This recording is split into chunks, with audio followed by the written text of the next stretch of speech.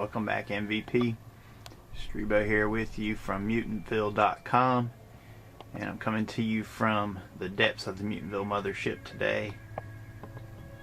Figure what we do is a little studio tour of my book and movie collection, since you always see this stuff behind me in my videos. I think for purposes of this video we're going to have to focus on just the horror books and movies, because there's really too many to talk about. But I figured we'd start with the movie section here. We've got modern horror, Steven Spielberg, favorite directors over here, Guillermo del Toro, Cronenberg, Carpenter, Corman, the Cthulhu section. Above that we've got the horror book selection. We can see the signed Elvira 8x10, bookended by a signed Joe Bob Briggs 8x10, some action figures, the horror reference books back behind it, and then across the top we've got our weird stuff like Mysteries of the Past, Tales of the Unknown, Unexplained Mysteries, that kind of stuff, alien abductions. We want to look up crazy stuff, mysticism, occult stuff. It's always good for horror stories. And down there, what you can't see from this angle, we have to change the camera right quick. Okay, that's better. Now you can see my cinema section. Below that we've got our writing and script writing books. On the other side are the horror documentaries and documentaries collection. And then down across the bottom, which you can see behind the Bernie Wrightson Frankenstein print, which sadly I've not hung on my wall yet, but I need to do that pronto, our collection of fiction books. There's all kinds of crazy stuff in here. So let's get started. Now, last time I brought you guys here, we talked about some of my favorite modern horror films. And the reason I did that is because I was listening to a podcast, and my buddy Michael mentioned me when he was talking about movies and taste in particular, and he said that I was a big fan of 80s horror films, which I am. It's pretty evident by my collection. But I thought, well, I'm also a big fan of modern horror films too. I keep up with everything. So that's a look at my horror DVD collection. It's all pretty jammed up. It's 2 rows deep, as you can see. Okay, there's some cool stuff there. That is part of the horror action figure collection, which there are a lot more, but I kind of rotate them on and off my shelves depending on what I'm writing, what I'm working on. There's the Wolfman. It's a bloody variant from Blockbuster. You can see John Carpenter's The Thing right up front here. Behind that is the X-Files Alien. Behind the X-Files dude is, see if you can see him, Nosferatu hiding out. Behind them is well, that's actually a laughing Buddha holding up a ball of lightning, but yeah, I know that one's weird. Behind that all we've got John Constantine weirdness. Carrying on the action figure motif, we have our life-size Lament configuration, John Carpenter's Thing again. There's some kind of alien flat piece. It's not a real action figure, but it looks cool. Oh, and there's our CC Award for Best Horror of 2010 from the Con Carolinas Film Festival. Something we're very proud about. Now, over here adjacent to the horror DVD collection, we've got the magazine rack, which at present has Super 8 at the top, which I think is so far the year's best horror film and best film in general. Though Source Code is a close second. I tell you what, Source Code was pretty awesome. But Super 8 was fun. I actually took my parents to see it, and they liked it. Can't believe it. They never like anything. But let's look around here. I figure we'll focus on this second tier up here a little bit. Not so much the modern horror section, though back there you can see some other that I like. Hatchet. Wow, Hatchet gets a lot of hate. Behind the Mask, The Hills Run Red, Jennifer's Body, Donnie Darko. Yeah, Donnie Darko, that's another interesting one. kind of falls in that David Lynch category. The Wolfman remake. There's the Ginger Snaps stuff. Now, Ginger Snaps, actually, they almost wound up one of my picks. Behind that, you see Fido, very fun zombie movie, From Dusk Till Dawn, The Faculty. Because at one point I actually had all the Grindhouse movies right there, but I need to get the new Grindhouse Blu-ray, flanked by a Dawn of the Dead double VHS collector set. That's pretty cool. As you can see, I've opened up there so you can see some of the zombies up close. Pretty neat. There's the Wolfman Bloody variant. See if we can get him in focus there. Oh yeah, flanked by a bit of shameless self-promotion for Scarecrow at Midnight. Go over. That's where we've got our George Romero stuff. A lot of his DVDs.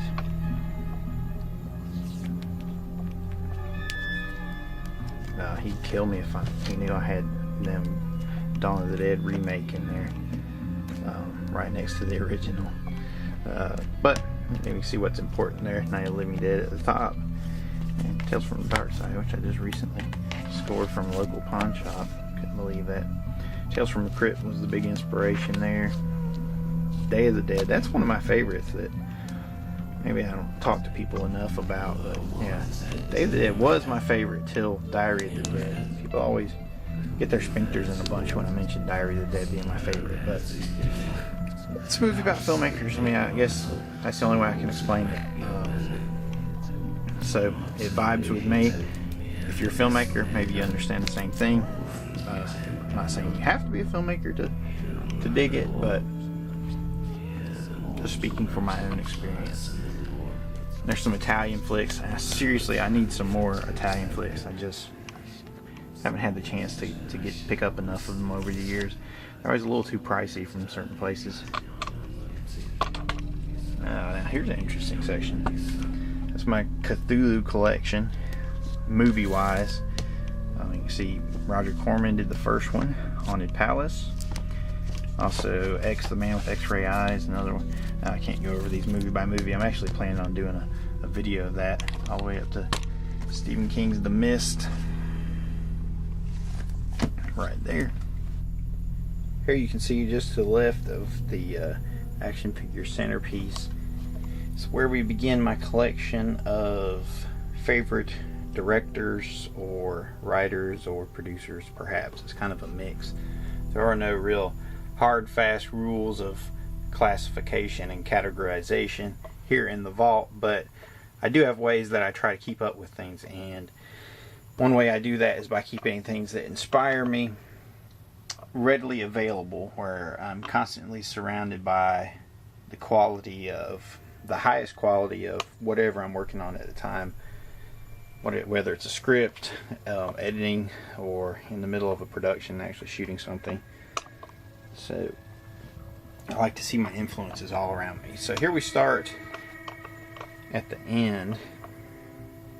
Steven Spielberg is first, because his movies had to have influenced me the most. See Jaws right there.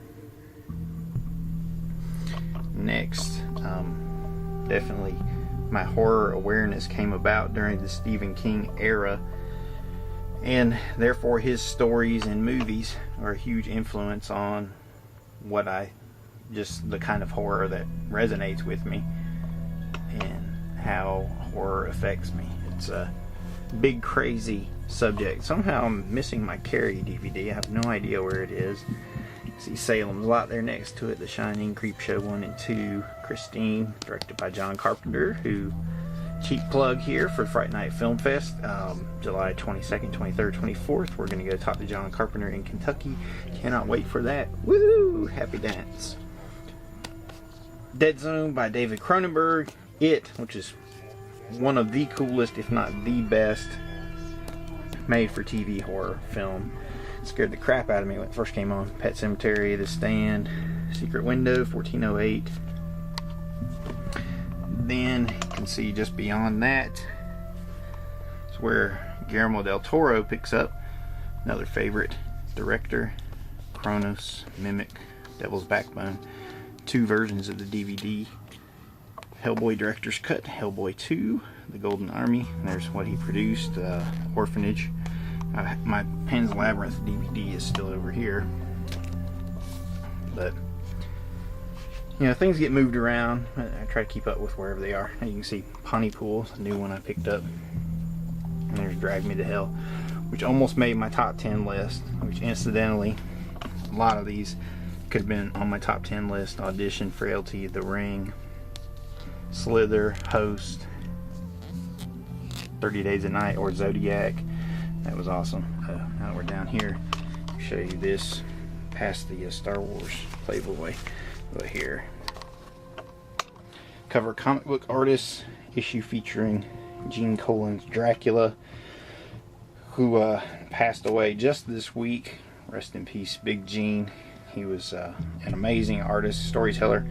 Worked on everything from Iron Man to Daredevil to Batman, Detective Comics to Tomb of Dracula to Night Force to so many different. He was the creator, co-creator of the character of Blade, which was obviously famously brought to life in the movies by actor Wesley Snipes. How does that come about? Because we just talked about Del Toro. Blade 2 is also one of my favorite horror action films of the past decade, the new millennium, if you will, the start of it anyway. But we have that up top to commemorate Big Gene. Now, speaking of comic book artists, there's another one we like to bring up every now and then. Jack Kirby, creator of Captain America, the Hulk, the Fantastic Four, most of the Avengers characters, Thor, Loki. There's some dispute whether he was the first person to draw Spider-Man or if it was Steve Ditko. I don't know, I wasn't there, but you know, whatever. But needless to say, the guy's was an amazing storyteller. But I got into movies by way of the comics, and studying the great artists like Jack Kirby and Gene Colan is what led me into studying movies, because I wanted to be a good comic book artist. So these guys, Kirby literally said, you know, he learned to tell stories by studying Orson Welles' Citizen Kane. So he used to go and watch Citizen Kane in the theater every weekend, 2 and 3 times. And he would just pick up storytelling hints from Welles, you know, which is crazy because we all know that Welles, that was his first movie when he made Citizen Kane, but went on to become a technical masterpiece. You can see season 1 of Carnival back there, Martyrs, The Ruins, Cloverfield, Wreck. Yeah, lots of stuff. Okay, if we get back over here to my favorites, then we get to Cronenberg. You see Shivers VHS. I do not have the DVD. I wish I did. Rabid DVD, The Brood. I'm missing a couple of his, but I got the Criterion Videodrome, Special Edition The Fly, Existenz. Just beyond Cronenberg is where our Carpenter stuff picks up. You see Assault on Precinct 13, Someone's Watching Me, Halloween, Escape from New York, Big Trouble in Little China, Vampires, and Masters of Horror. Actually, I have The Thing is here, but it's up in the Cthulhu collection, if you can see that. Nestled safely between Evil Dead and Humanoids from the Deep. I don't want to get too far ahead of that.